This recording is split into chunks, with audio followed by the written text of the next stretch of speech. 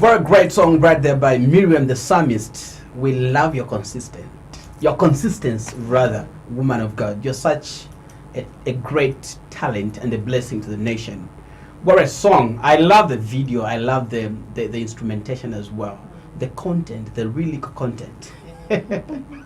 Wow. Pastor Tiko. Yes, sir. Tell me, are you born again? Oh, yes, of course I am. When were you born again? What happened? I was born again in 1986. I was young, and there was a sowers band in Ndola that used to go around in schools, and I don't know where else they used to go to, but they came to our school a few times, and I think on the third time, or the second or third visit, they did minister and asked for people that wanted to give their lives to Christ. And that was the beginning of my journey in 1986. Yeah, without much understanding of what I was doing, but I just felt I needed God in my life. All right, you felt you needed God. Now, after that transformation, what did you do different from what you were doing? You know, I was very young and without much of discipleship, because they would just come and minister and then leave. But they did come to school a few times to just try and disciple us. But that wasn't enough. But inwardly, through their few discipleship messages, and of course because I used to go to church, so somehow whatever guidance I was getting at church sort of like was a foundation. So that I was building up. Now I had to fit in my being born again into what I had already known. So I knew I didn't have to insult, I didn't have to fight with my sister. You know, like earlier you could fight? Earlier, I was such a bully. My goodness. Yes. The last born. The last born. Knowing you have mom. I had mom got your my back.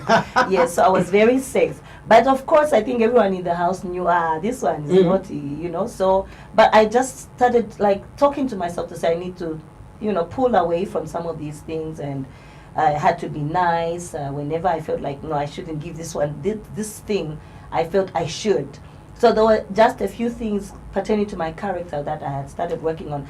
But in 89, I think that's where most of my family members realized, okay, they needed to now ground me properly. So they got me a Bible and now started giving me guidance. So between 86 and 89, I didn't really have much of proper guidance and discipleship. But somebody came in, that's my cousin, Pastor Cosmas, he's at New Life Christian Center. Great. At what point did you realize you could actually sing?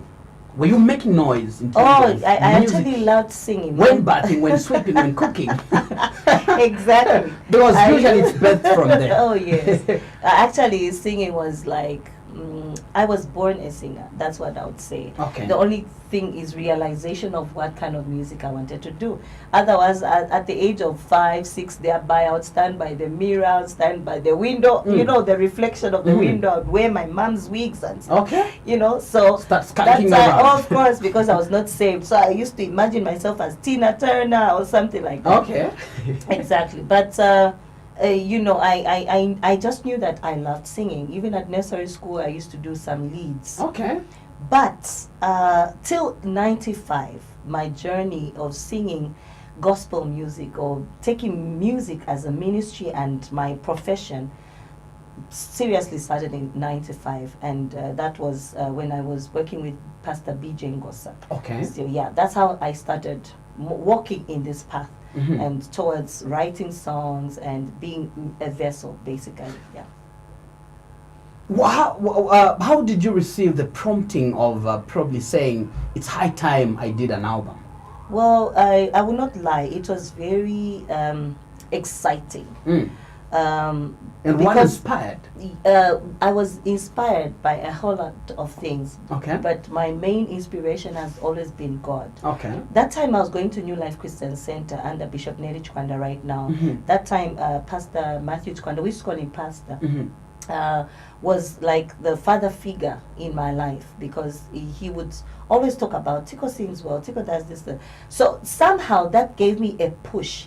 Because in his busy schedule, somehow he still had a bit of time to just call us as a praise team, rebuke us when we were wrong, correct us here and there. But there was just one time that just before I went to Livingston, I think somewhere around 97, he called Pastor BJ Ngos, and I had already left church. He said, Pastor BJ, that time Pastor BJ was not even a pastor. He just said, BJ, tell Tiko that her voice will take her places. Okay. And I'm telling you, for me, that was a serious punch. Because even as much as earlier on I had told myself I wanted to do music and work in it as a profession, that was what I've held on to all these years. So even when I don't do very well, or when I feel like maybe I should just stop, you know, it's a bit tough, and having been in Livingstone, sometimes you feel your friends are moving at a certain level. I held on to that word, and up to now I still say this word has got to come to complete to its fulfillment. Okay, great. Yeah. Now, looking at Chikangabwe, yes, it was such a great song. Exactly, a great song. Yeah. Almost everyone listened to it and appreciated the art and the ministry that it came with. Tell me, how was your experience with the kind of response that you know? The response was very shocking, and I'll not lie. You didn't expect it? Very shocking, yeah. When we're doing the recording, my producer Bezario told me, Mami T, this song's going to be a hit. I was like, really? Okay, I nodded, but I was like, really? Okay. Because I thought there were other songs, like in Shakalave, Lesasumbulwe, those jivey songs, that I thought they sounded better. Chikangabwe, I loved the song. We sang it a number of times. It had gone already. Copperbelt University was singing it because one of my sons was there, Pastor Chole. So I took it that, okay. So when he said it, it didn't really click anything because I thought it's just one of those songs. But for some reason, and I'll tell you, this could only be God. It went so powerfully and did so much ministry. I had got a lot of feedback on how people were getting ministered unto, how people were getting healed. And what were some of the challenges that you faced? Before? Even just during that time? Actually, when I was writing the song, Chikangabwe, I wrote this song very promptly. Okay. Like, I just got out of bed and I just started singing. It's not a song that I sat down to say, no. It just came with or is it spontaneously? Spontaneously. Because I had such a terrible headache that day. I used to suffer from serious migraine headaches. Okay. So that day I said, I'm tired of taking Panadol and all these, medications. So and I remember there's power in praise. So I just got up from my bed and just started singing. So it's actually a song that I strongly feel God dropped in my spirit without much thought.